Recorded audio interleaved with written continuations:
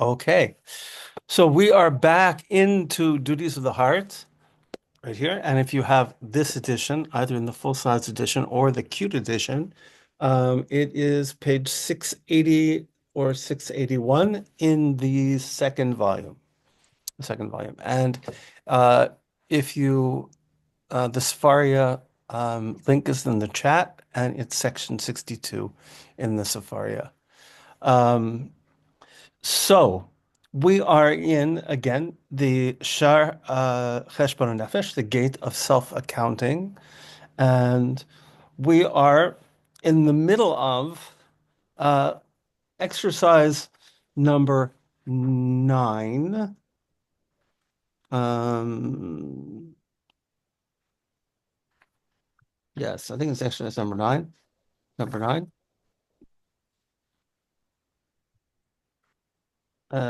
Yes, exercise number 9, and we're talking about prayer. And this is really one of the most beautiful sections of the book, honestly. It just happens to be a really interesting, a beautiful take on what prayer is, and kind of so part of the self-evaluation of prayer, of evaluating your prayer life is thinking about, well, what is prayer supposed to be? Like, what is it? What's the purpose of it? And so he kind of explores. He takes us into kind of his view of what prayer is for, and in order for us to kind of like check ourselves against that standard. And it's a nice uh, it's a beautiful approach. So let's start. So he says, um, you should know, brother. I love how he tries to Ra'uilach. It's appropriate to you, Achi. This is something that you need to know. It's an interesting expression he uses in Hebrew. This is this is this is something you need to know. Um, Literally, this is appropriate for you, right? This is my rabbi used to use the expression, "This is for you." Right? Which would mean we would be studying something, and suddenly he would stop and he would go, "This is for you," which meant that he thought that this really applied to me, in particular. So he says, "This is for you, oh brother, sister. Um, Shetida, you should know that our goal in prayer is none other than the soul's longing for God and its submission before Him." Now, the expression he uses here, kalot nefesh, longing, the longing of the soul. Um, it's an expression that comes to mean in later literature, because remember that this book is seminal, right? In the sense that a lot of things are kind of built on it, and it's studied in all sorts of different quarters. And so this idea of Kolot Nefesh ends up being an idea of self-nullification, of of the desire to dissolve yourself in the divine, right? Kind of like the one of the analogies that's given is kind of, holding the light of a candle up to the sun, right? And having the light of your so the light of the candle is your soul, and putting up to the sun is kind of it's nullified. God, it still exists, but it no longer appears to have an existence of its own. So, uh, so this word called nefesh, this idea of kind of longing of the soul for God is a deep one, and the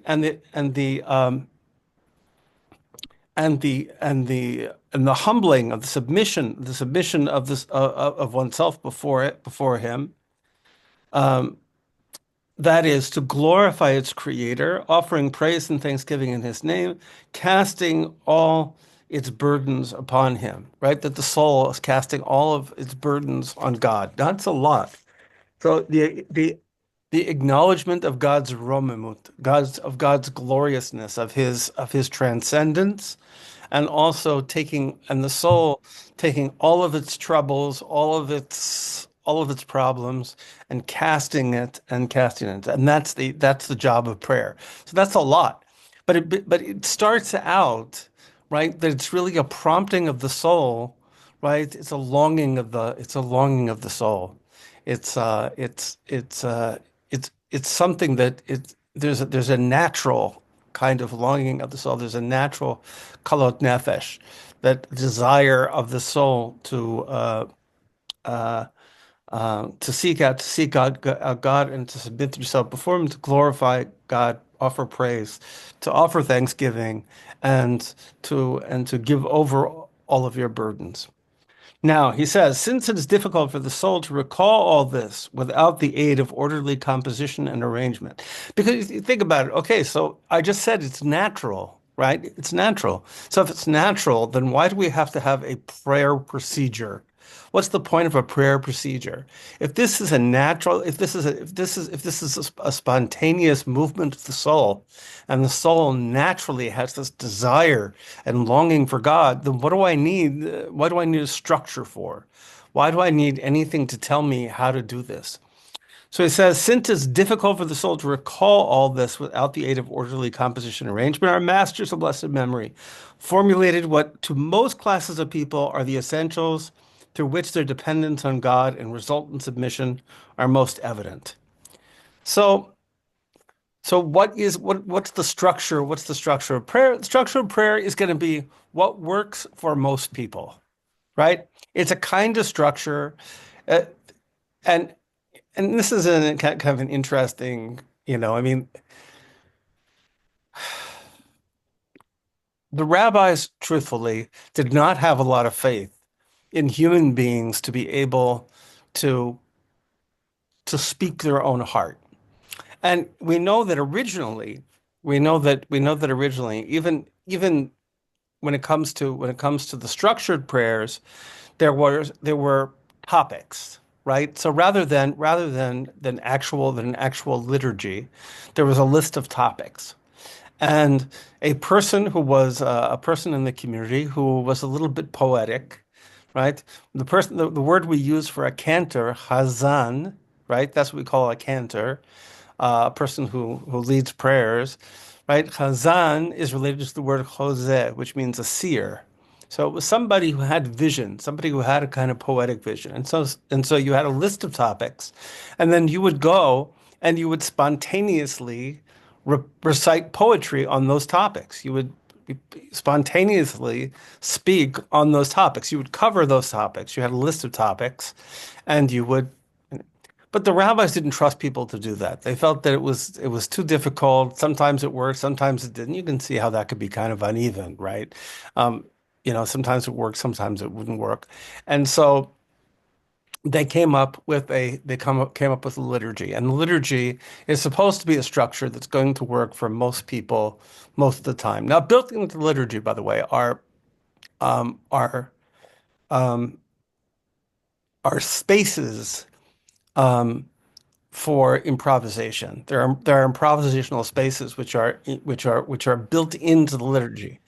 I would say about 80% of people who use the liturgy have no idea those spaces are there, which is kind of sad, because that means that they don't make use of them, right? Which means that there's no improvisation, there's no personalization at all, because they don't know that there is such a thing, which is very sad. But there is room there. So he says this for most people. He says these constitute the substance of prayer, arranged and ordered so that through it the soul could address its creator without being flustered in its entreaty. Right? So it's actually a way of kind of channeling the natural desire of the soul. So the soul has a natural longing for God and a natural love and gratitude, but may struggle to express it. So in order to kind of relieve the struggle, right, we give it a script and we say, okay, here, use the script. Now, if within the script you allow a certain amount of improvisation, then you're covering both those things. You're giving the comfort of the script, right, and giving it kind of words to express itself.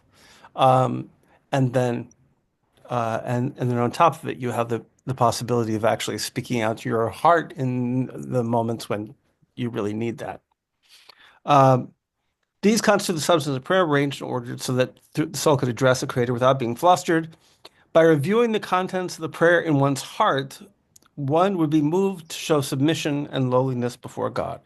So it also goes both ways.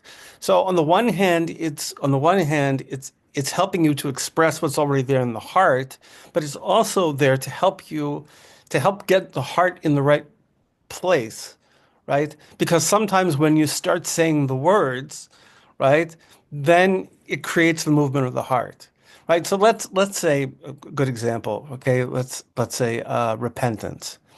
Okay. So if you start talking about repentance, if you start a prayer for repentance, that can trigger feelings of repentance. That can trigger the idea of repentance in you when you may not have had it before. So so it goes both ways. On the one hand, it helps to express what's already there. On the other hand, it can also shape what's going on in your mind and your heart just by contemplation of the words themselves. And since the reflection of the heart is so mercurial and unstable due to the speed with which thoughts flash across one's mind, okay, and I think we all understand that, right? The monkey mind jumping from one thing to another, that our minds are constantly, passing through a million things, right? We go from the naked cats to duties of the heart instantly, right? It's so since that's the case, right, that we kind of move so fast, it's difficult for every individual to formulate the ideas of the prayer on his own, right? We have a lot of distractions. Therefore, our Master's blessed memory formulated these ideas in definite words so the person could then recite them, for thought is influenced by speech and stimulated by words. Right? So the things that we say impact the way that we think. And so if we're if we are consciously asking for knowledge, right? That's one of the first in our prayers. That's one of the first and most important of the requests is for knowledge. Well, when we ask for knowledge, again, if our mind was someplace else, whatever, and all of a sudden we find ourselves saying the words, please give me knowledge, understanding, and wisdom, then that can stimulate us to really be asking for knowledge, understanding, and wisdom when maybe a few minutes before we were watching cat videos. Um, so, thus, prayer consists of words and their meanings. Words need meaning, however, uh, needs meaning. However, it needs, sorry, words need meaning. Meaning, however, needs no words. When it is possible to grasp it in the heart, for the meaning is a primary aim and the essence of our purpose. Again, part of, remember he said before that, the words are the outer shell, so to speak, and the meaning is the soul, right? It's like a body and a soul. So the meaning, being the soul, has a life of its own, right? It has life of its own. Whereas the words can easily be rendered meaningless, right? So words without meaning are nothing, but meaning on itself, right? Something which can be understood in the heart and in the mind. Uh, and says the meaning is a primary aim and the essence of our purpose, right? The main thing is the meaning. Without, it says, witness what our master's blessed memory said in the case of exigency. So a man who has experienced a seminal emission, okay, that's what it says. I'm just going to talk about it.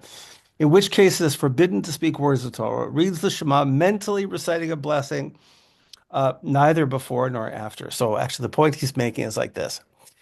So it's an interesting example, and there are actually many examples like this. So he gives the example. He says, so let's say that a person had a seminal emission, right? And and they are therefore they're tame, right? Najas, right? So they're tame. They're impure at that moment. Okay. And it just so happens that it's exactly the time that they have to say Shema, right? If they don't do it right then, right? If they don't do it right then they're going to miss the opportunity. So the question is, what do you do? He says you do it in your mind, right? So that is you think it, right? You think it. And the thinking it counts as if you said it. So and this is, by the way, if you, especially if you study, uh, there's a, one of the great halachic authorities of all time, the Ben Ish Chai, who was the former chief rabbi of Baghdad, uses this all the time, right? He uses this all the time. He says, whenever there's a doubt, right, think it in your head. Right? He uses this all the time, right? If there's any doubt whether you can say something out loud, right? He says if you think it in your head, then it counts as if you, right? It counts as if you said it out loud, and you don't have to worry about whether you making the mistake of saying it out loud. So here, his point is that the main thing is the meaning behind the words, right? So if you can think it, that means that the main thing is the thinking, not the expression, not the expression with the mouth. So furthermore, they permitted a more condensed form of prayer, the abridged prayer. If the words were essential to prayer, it would not be permissible to abridge them under any circumstances. There's a short version of the so we say the same basic prayer 3 times a day, and there is a short version which I think these days nobody ever uses. I don't know why they don't use it. Um, I'm not exactly sure why it fell out of favor. But Nathan's going to answer my question. I Yeah. don't know why it fell out of favor either. I just know that I first heard about it in middle school as it's something that exists, but we don't say it. And then I've seen it printed in some contemporary Sidurim in Yes. the current Sidur. And and I've gone on it and I've memorized it now and sometimes I do use it when on the road, but then I shouldn't do that maybe I shouldn't do that because now we have phones and we have the texts available, and I own several copies of the unabridged text. So it's Yeah. maybe that's what it has to do since it's so abundant. There's no reason to not have it in front of you and to read from that. Yeah. It's an interesting question. I mean, it's kind of connected to the idea, so the law is that if you are not in a mental position to pray, it's probably better not to pray, right? So if you are in a state of distress, or you're super rushed and you know you're not going to be able to pay any attention, right? Because you're super stressed and because you're rushing, it's better it's better not to pray. Now, nobody ever does that, right? So, because then the rabbi said, well, wait a second, who's to say, maybe if you start praying, then you're gonna get it, you're gonna start feeling it, and so maybe you just pray. And so that became the rule. The rule is, so even if you're not mentally in it, then pray. And part of the short version was, so if I know that I'm in a rush, or I know that I'm in a hairy place where, I'm in a place where, things are rushing around me, it's the last minute, I'm in Penn Station, Penn Station, and I have to pray, right? Do I want to pray the entire thing? Am I really going to have like the concentration to pray the entire thing? Or should I just crawl into a corner and pray something which is short, and at least I'll be able to pay attention to it because it's short? So, I think maybe we should be reviving this. I think it's actually it's a good thing, and it's very hard for me to find an argument against it. I don't know why we stopped doing it. I have no idea. So, and I don't, I'm not sure that the availability of the other text is really the issue. The issue is what what kind of mental equipment do you have in that moment, and what's gonna allow you to actually pray, you know? So I don't know.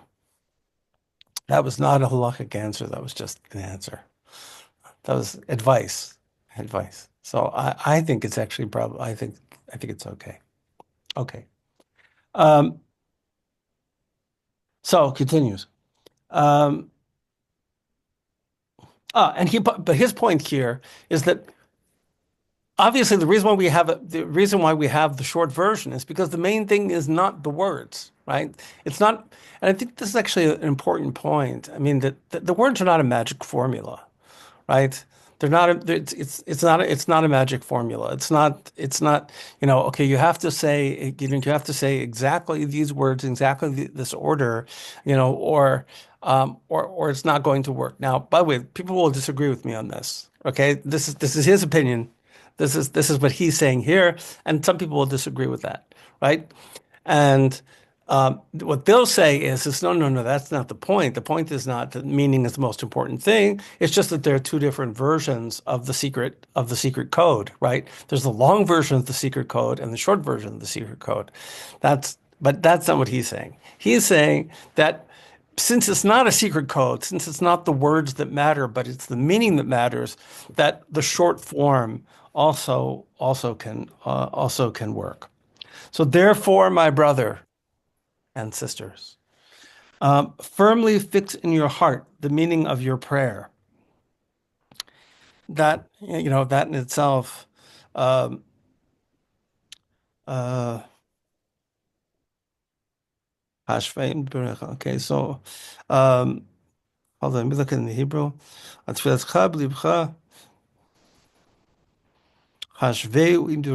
very interesting. So it's sort of like it's kind of get your heart in sync with the meaning of the words that you're saying. Um, um, let it correspond with the words you're let it correspond with the words you utter, right? That you should that your heart that your heart should be with that the words and the meaning, right, should be in sync with each other, and that they should be directed to God alone. Free your body of all motion, which is interesting, and restrain your senses and thoughts from involvement in any worldly matters while you are praying. The question of movement is actually interesting. It's interesting that he mentions not moving, because there are different schools of thought about whether one should move during prayers.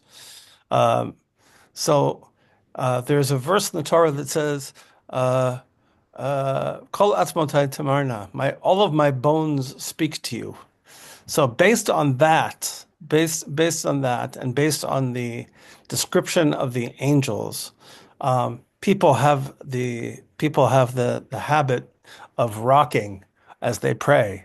It's in Yiddish it's called shuckling, right? That rock and they pray. The idea is that your entire body should be involved in the prayer, right? So it's all my entire body should pray to you. And you see some people rock a little bit, some people rock a lot, some people it's terrifying because it looks like they're going to bang the wall, right? Some people really rock a lot, and there's different styles. Some people have, you know, people get into like weird habits. So they have like one, two, three, one, two, three, two, three. They have all sorts of things they do. Um, and others stand perfectly still.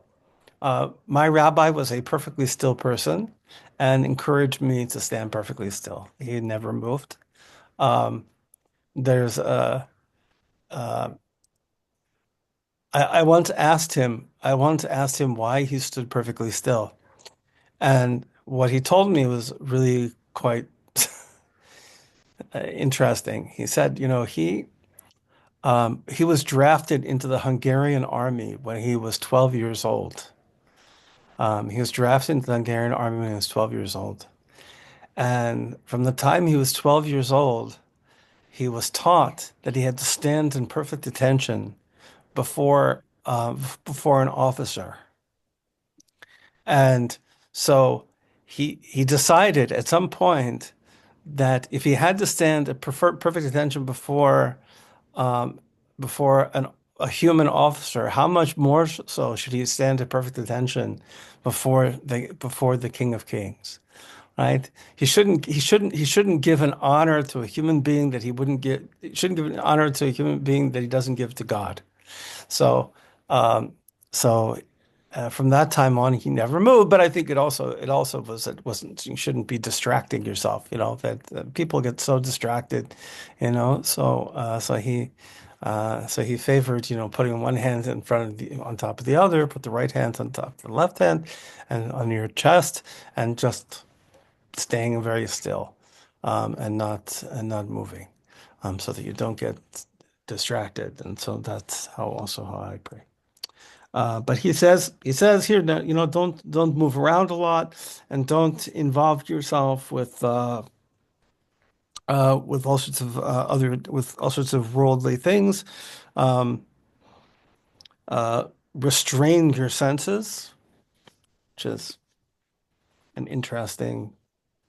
Uh, it's it reminds me of the first verse of Patanjali's Yoga Sutra.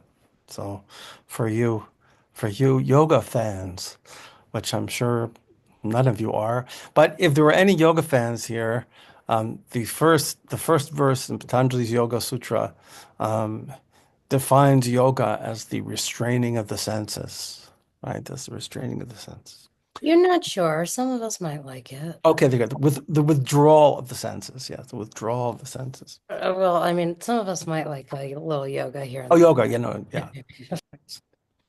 I trained as a yoga teacher back in the day. Now I'm Not surprised. now I'm a fat guy, but before my fat guy phase, I was okay. Okay, so take an example from how you would act were you standing in the presence, okay, of your sovereign, thanking and praising him, recounting his favors, even though he is ignorant of what is in your heart.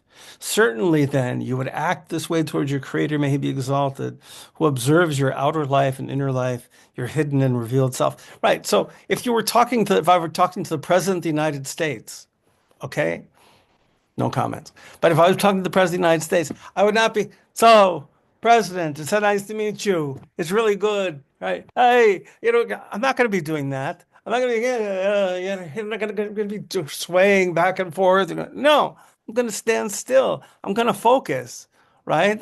I'm going to focus. I'm not going to be doing all that stuff. So, right. It's the same thing, the same kind of focus and stillness that you would have. You're talking to somebody, talking to an important person, to a king. Um, uh, you would, you should have when you're speaking to the creator of the world. Um, But what is the argument for shuckling? the argument for shuckling is you're supposed to involve your body, right? Our prayer is an embodied thing, right? And so you want to involve all of your limbs. You want everything to be, you know, activated. There's actually a great video online of the different styles of people. There are the people, they're the bargainers, people who when they pray, they're like, they're bargaining. And there are other people, there's the I don't know what that is. There are people who do all sorts of things. I don't know. Um, but yes. So that's the argument. The argument is you're supposed to, uh, yeah, you're supposed to be getting your entire body involved in. It's like a dance, I guess. It's like But interpretive dance. repetitive motion helps some people to focus.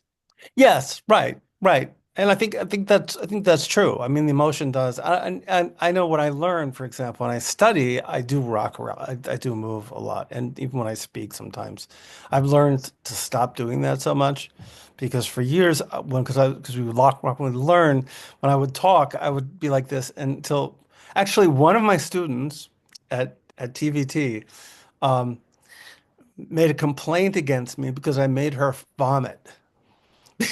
Wait, you made her Vomit. forget.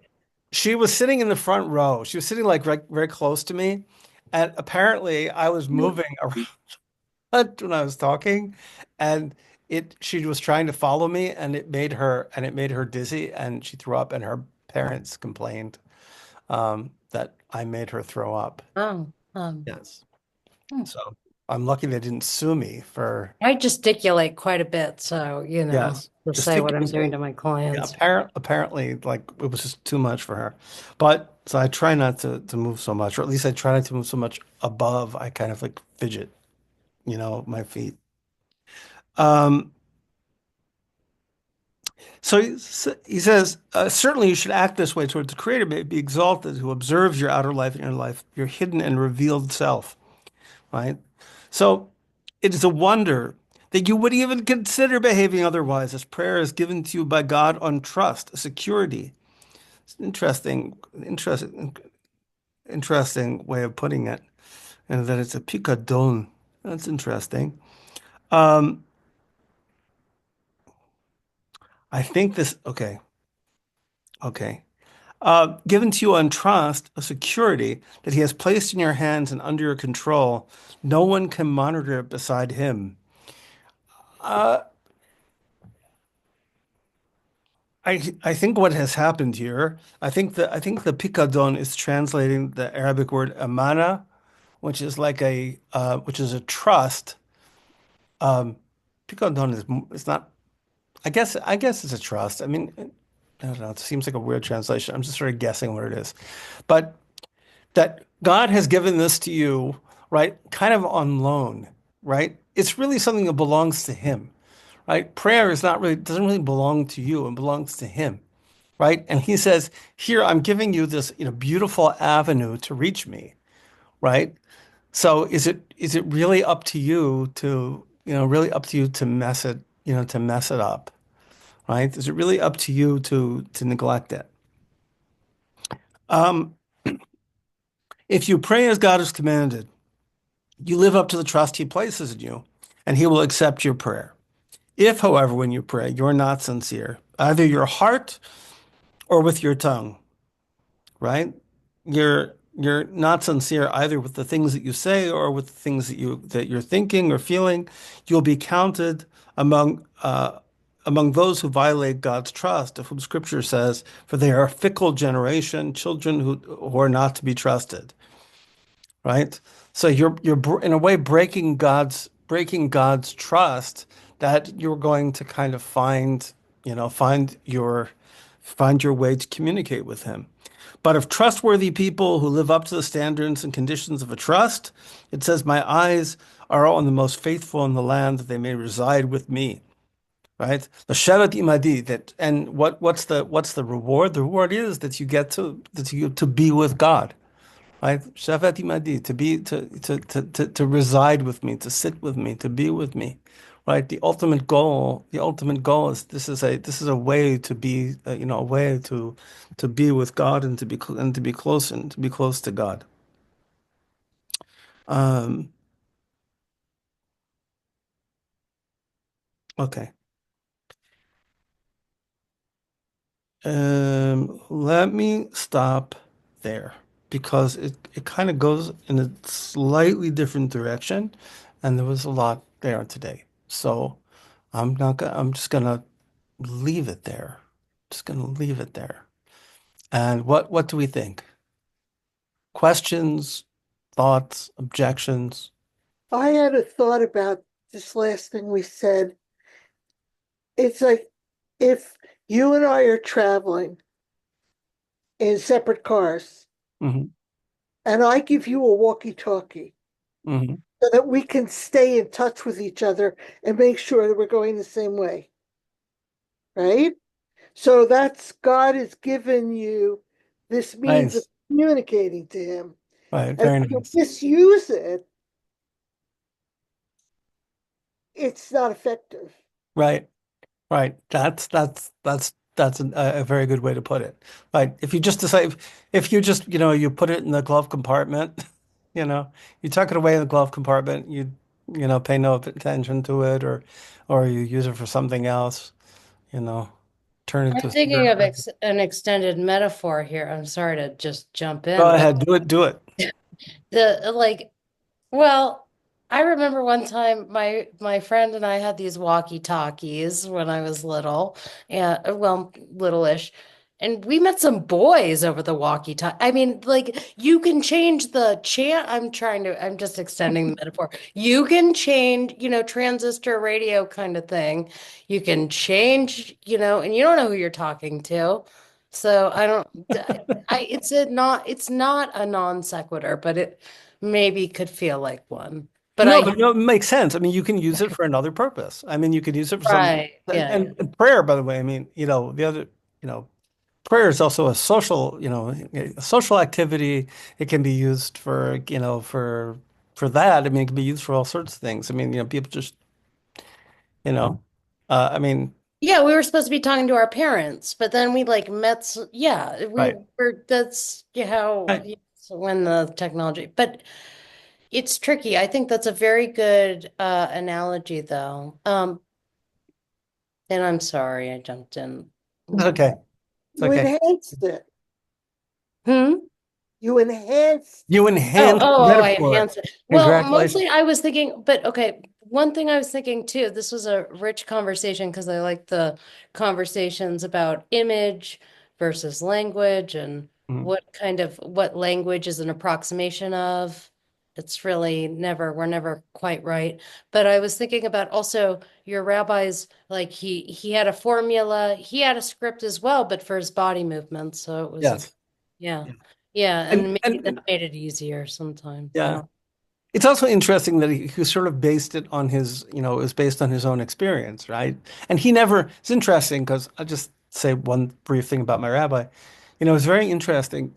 So he had a lot of students, and and I think I'm the only one that he ever told not to move around.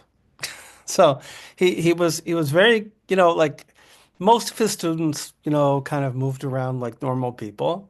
But me, he told to stop moving. He told me that I should stand still. Maybe he sort of knew my nature and that it was, that instead of kind of enhancing my thing, and I think it's true, I'm much more focused when I stand still. So, um, I don't know. So I followed his I hear script to that. death, but it Yes. works. So more And thought? Tumbler and a roller. This is such a fun conversation. Thank you, everybody, for my interjections. Yeah, I'm well, trying to figure out okay. what works best for me.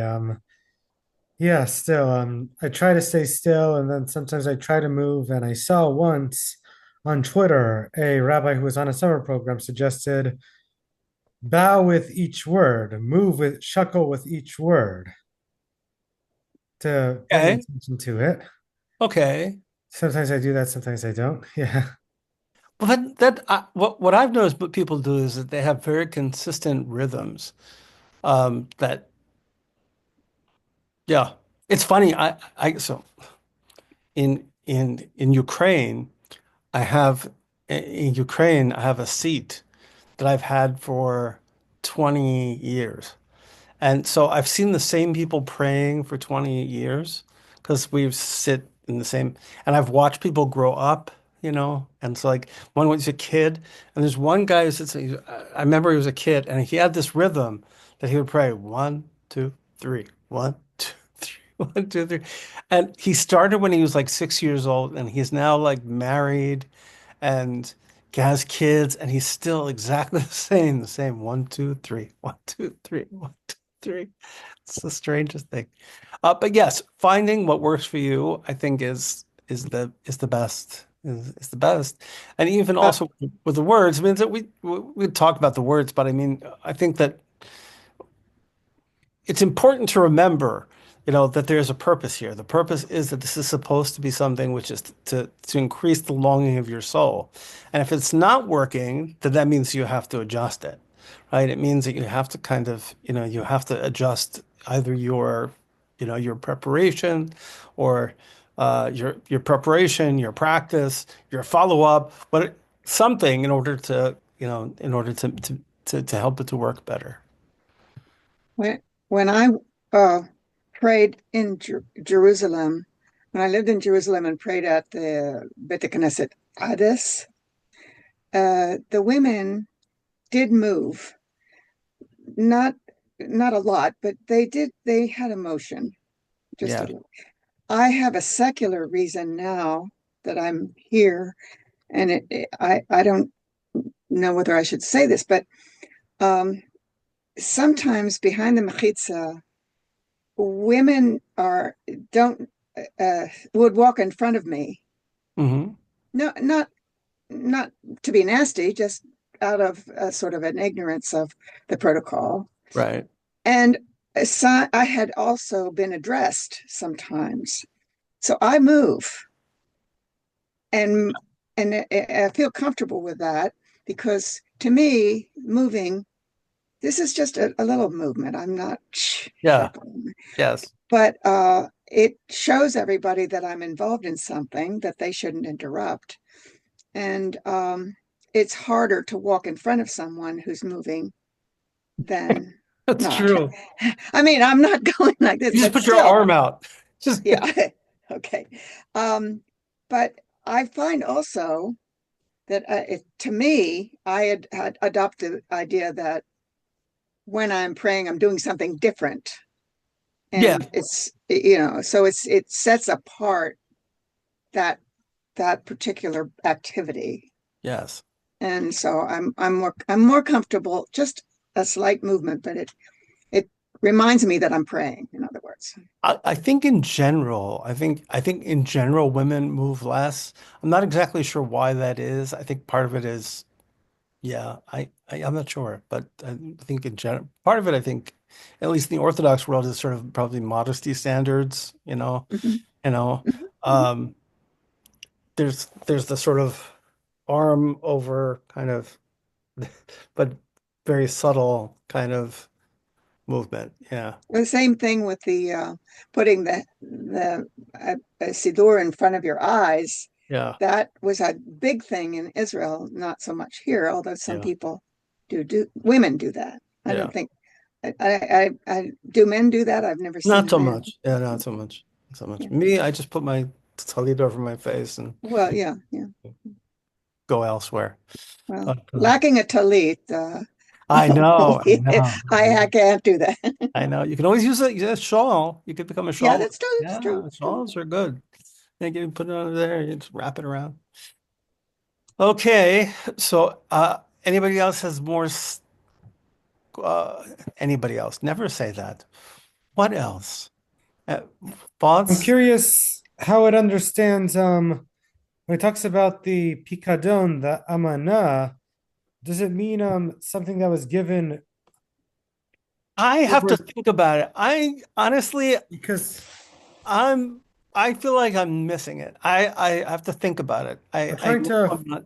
find the context because I am thinking of a specific piyut and of yeah and that's a whole other conversation, but like the phrases is Haneman bifikto no, God is trustworthy if you would trust something over to him, meaning the Right. soul overnight, and then trying to remember what the line and then returns it kyotso no, I had it but I lost it, and then